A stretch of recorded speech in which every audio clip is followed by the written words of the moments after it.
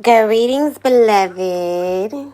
Today we're gonna finally do part 2 of the grilled chicken tacos, aka the El Pollo Loco copycat recipe, honey.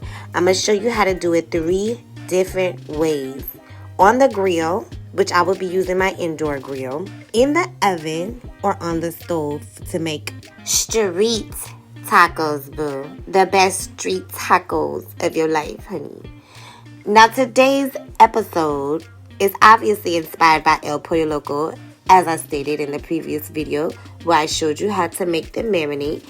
Feel free to check out the video so you have the specific instructions because this marinade is bomb.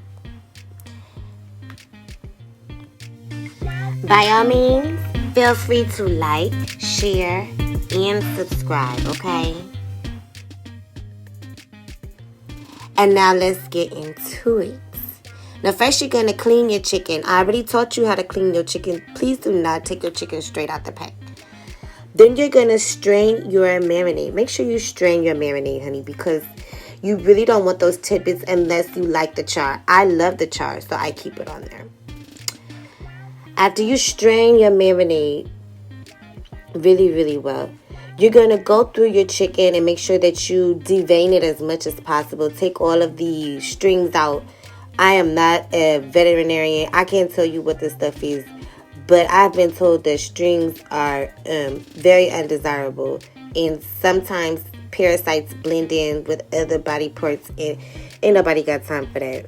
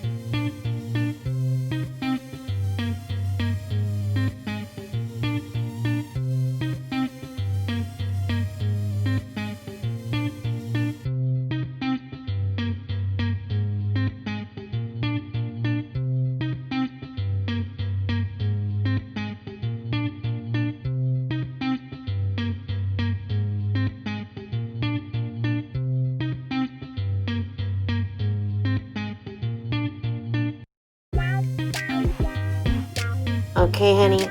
So now that we've made sure that everything is spick and span, making sure that you get all that extra stuff out actually makes it more tender, allows the marinade to really seep through.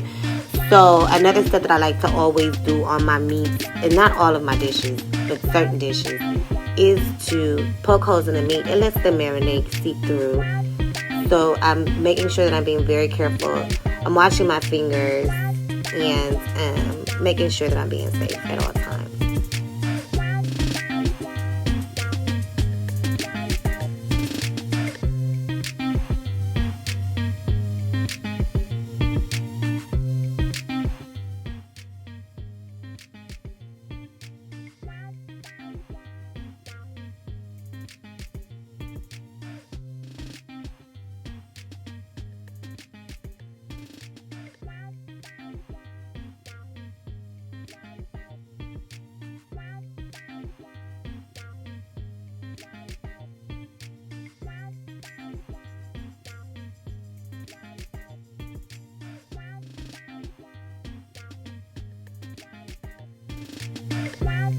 Doesn't that look so pretty?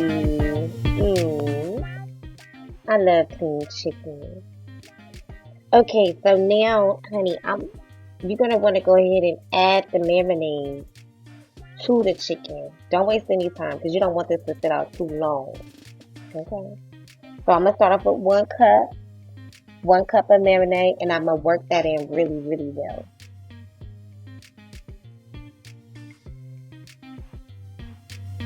So now I'm gonna add another cup of marinade because I feel like it needs more flavor. So for 10 pounds, I'm using 2 cups of marinade. Now you can do the math. to portion it out for yourself and your family. I'm going to massage that in really, really well.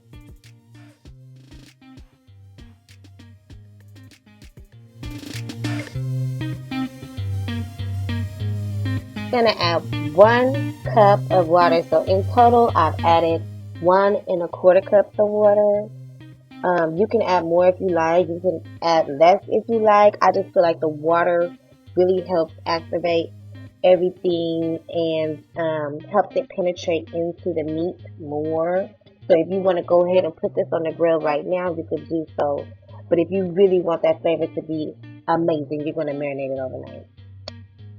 Also, I'm going to add 1 tablespoon of Himalayan salt. I love Himalayan salt. It's really good for you. And it's the best salt I hear to use.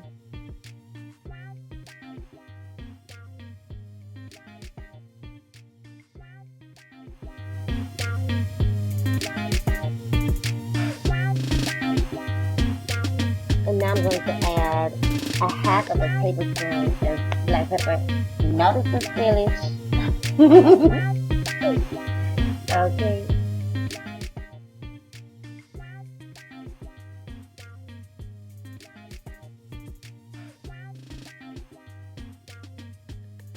Now this is when I get down and dirty, get my hands in and I really massage it. One of the little chickens got away, but that's okay. Massage it really well. I would say massage it for a couple of minutes. Just get your hands down in it. Maybe you want to put some gloves on, wrap it really good, you know.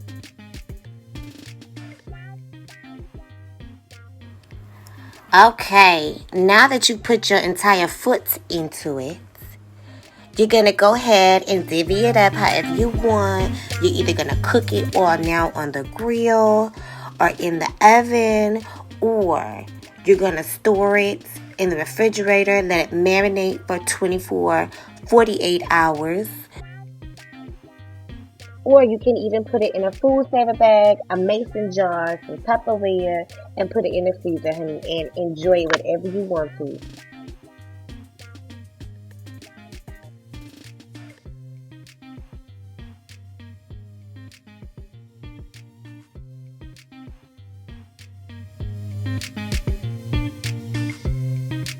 So it's pretty much smooth sailing from here. Go ahead and pan fry it on both sides. Make sure that it's really hot so that you get the grill marks for everything. I leave my marinade as is. I don't strain it for this particular recipe because I like when the bits hit the bottom of the pan, and that's what really creates the char, okay?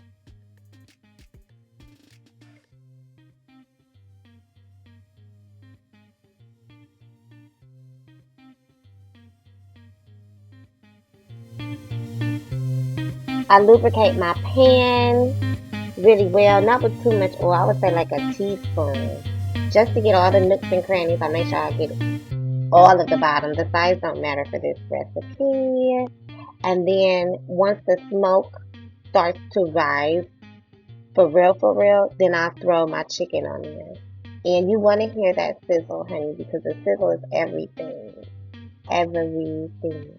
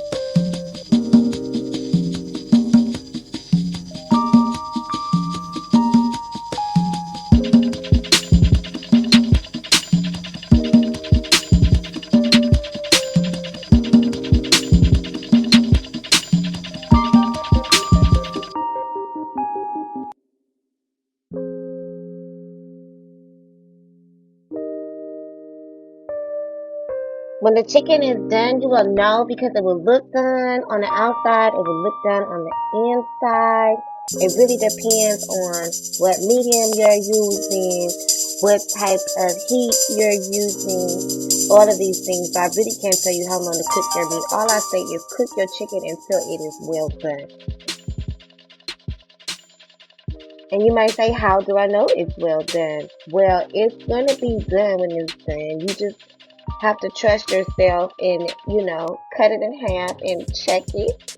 Make sure there's no pink on the inside, okay? And you can cook this well done and it will still be juicy. Juicy.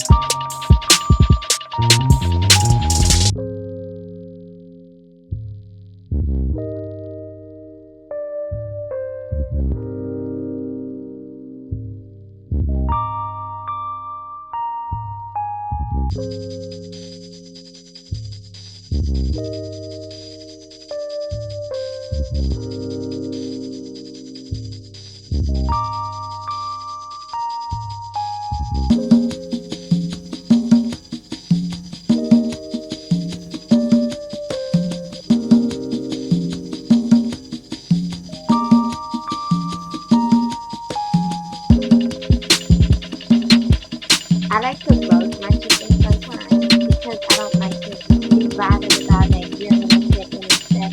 So I've learned that when I roast my chicken in the oven, please, it is so tender, it is so juicy, and then all the fat drips to the bottom. So I can opt to use it, or I can opt to not use it. And in this case, you will see me opt to use the gravy or the pot liquor that occurs at the bottom. All you do is follow these steps that I'm doing here, Make sure that you don't skip any. And this is the best way to make street tacos.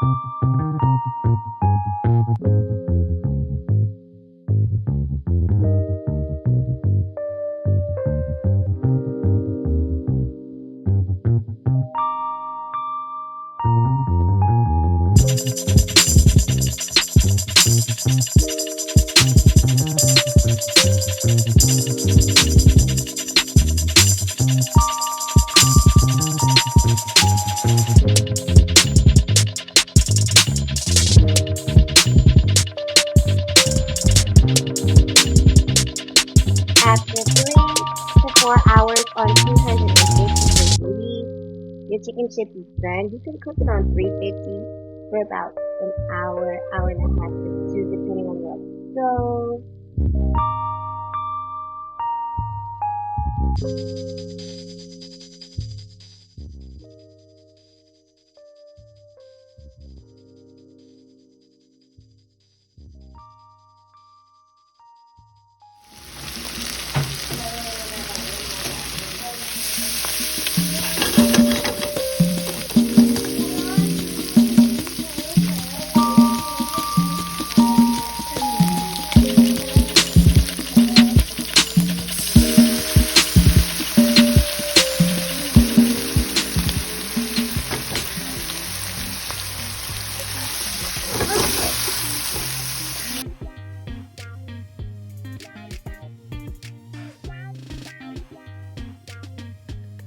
Thank you so much for watching my video. I hope this really blesses you. I hope you're able to add this to your arsenal or your Rolodex of recipes.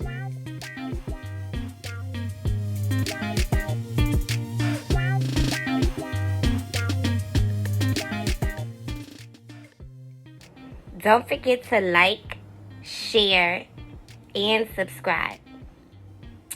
See you later.